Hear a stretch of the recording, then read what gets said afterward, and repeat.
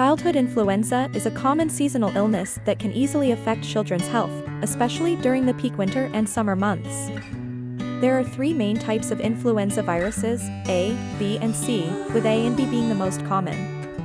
Influenza has similar symptoms to the common cold, but it is more serious and can lead to serious complications such as pneumonia in children with weakened immune systems.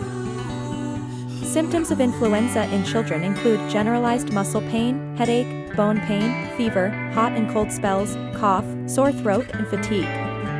These symptoms often appear within 2 to 4 days after the onset of illness and last for more than 4 days. In contrast, the symptoms of the common cold are milder, mostly caused by viral infections in the upper respiratory tract, and most people can recover by fighting off the virus with their own immunity. Childhood influenza is highly contagious and can infect others from about 1 day before to 5 to 7 days after the onset of illness. The main mode of transmission is through droplet infection caused by coughing, sneezing, or talking, or through direct contact with the patient's secretions.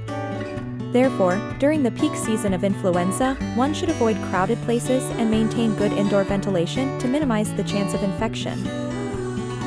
Once children are found to have symptoms of influenza, they should go to the hospital immediately and receive appropriate treatment. The main form of treatment is to take medication prescribed by the doctor to alleviate the condition.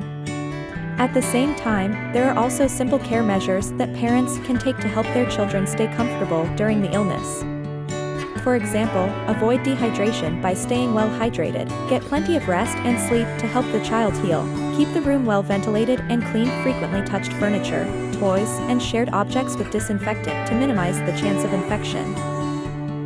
In addition to treating the flu, it is more important to prevent it from occurring.